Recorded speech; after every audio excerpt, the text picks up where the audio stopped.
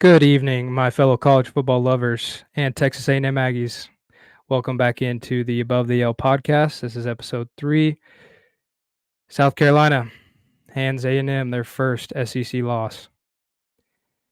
And they did it kind of how we expected.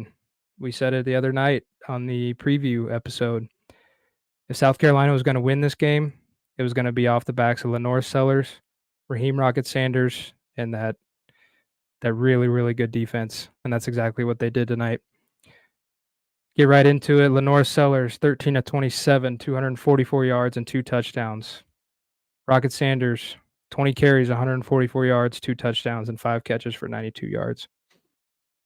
Absolute sloppy ball on the defensive side for A&M this evening. Some of the worst tackling I've seen in a really, really long time, and it was just not a good showing. Really on either side of the ball. Offensively, I thought A&M did what they could. I thought, it wasn't bad considering everything that was against them. They were down 14-0 quick. Unfortunately, that came off of a failed 4th and short I believe it was A&M's second drive. Mike Elko and company rolled the dice to see if they can't keep the drive alive. South Carolina defensive line comes up with a massive stop, go on to make it 14-0. And it felt like this game was early over, but A&M crawled back into it, and they forced South Carolina to a couple 3-and-outs and held them to after they went on after scoring 2 touchdowns, they scored 6 points for the rest of the half. A&M climbed back in it, and one point it was 17-13, and then at halftime it was 20-20. So credit to them, credit to the offense for being able to do that. Kind of seemed like they were at a massive disadvantage from the start, but ultimately, I think this kind of falls on the defense, man. We could not tackle. Lenore Sellers and Raheem Rocket Sanders, man, they were slippery, and they made us miss. And I think all credit to them, but also I think our tackling was just poor. Guys were not wrapping up. We had some opportunities to sack Sellers, but he just evaded it and found a way to make a play, and it was impressive to watch. And they didn't necessarily, I don't think, trot anything out that was terribly different, but they attacked this defense, and credit to them for everything they did, and what a solid win for them and that program and Shane Beamer. And A&M, they go home with their first loss in SEC play. And I think obviously the losing Le'Veon Moss early was a gut punch. I mean, he is arguably our best player on offense, and that was a massive loss. And I think it certainly switched the tide a little bit. And I think maybe there would, who knows what it would have been like if he was in the game. But credit to Amari Daniels, came in, broke a nice touchdown, opened things up a little bit. And credit to the offensive line doing what they could. Like I said, I think the offense played pretty well. South Carolina had 530 total yards on the evening compared to A&M's 350.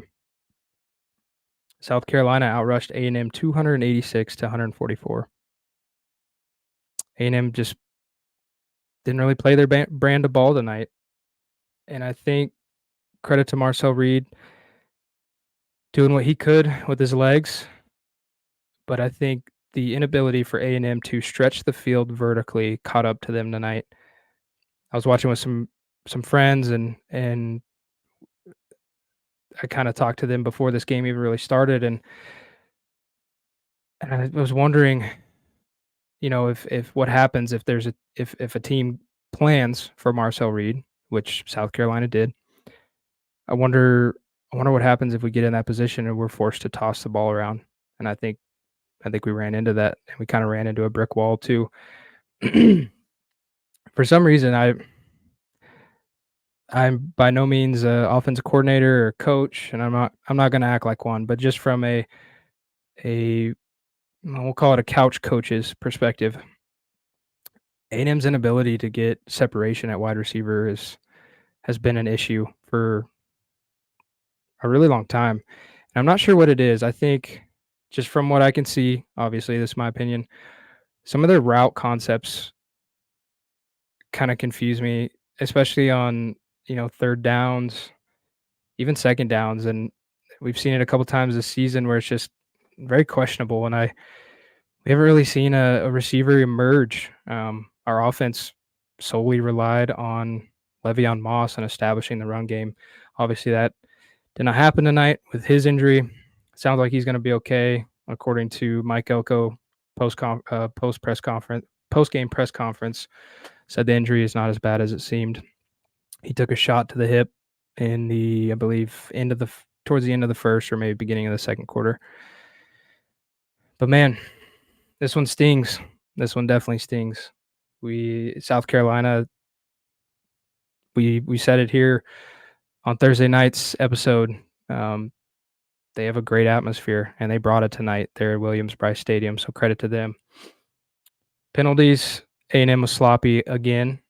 Hard to win ball games when you're sloppy on the road and getting penalized. It felt a lot worse than what it actually was. A&M ended up having 7 penalties for 68 yards compared to South Carolina's three penalties for 25 yards. South Carolina won the turnover battle. A&M turned it over twice, one on an interception and I believe one on a fumble, and South Carolina turned it over once. And really hard again to win on the road if you don't win the turnover battle. Going forward, going into a bye week, I think they'll regroup. I think defensively they'll get it together. My stance still, I said it on the last episode, that no matter the outcome of this game, my stance on Mike Elko still remains, and I think he's a really good ball coach. I think he's going to get these guys back in their brand of ball, and we'll see. There's still a lot of football to be played. Coming out of the bye week, they have New Mexico State at home.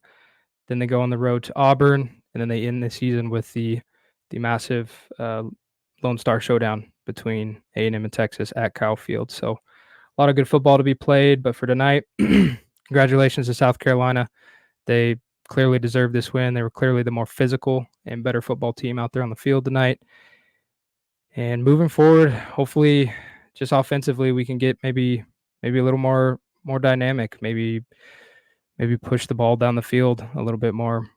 What that looks like or how you do that, I'm not real sure. But hopefully, Le'Veon Moss will get some good rest over the next week until we meet up with New Mexico State, and we'll get going again. But we're still in a solid position. There's some good things certainly to walk away from this. I think one thing I'm inspired by was their response from being 14-0. I was a little bit overreactionary, but they responded and got back in the game, and the offense, credit to them for what they did, and they stopped the bleeding and were able to get back in it and tie it up and go into halftime tied 20-20. But South Carolina just brought it in the second half, and they were just a more physical team, and credit to them. So, well, I will get out of here. Thank you guys for watching the recap of the Texas A&M South Carolina game. We will see you guys next time.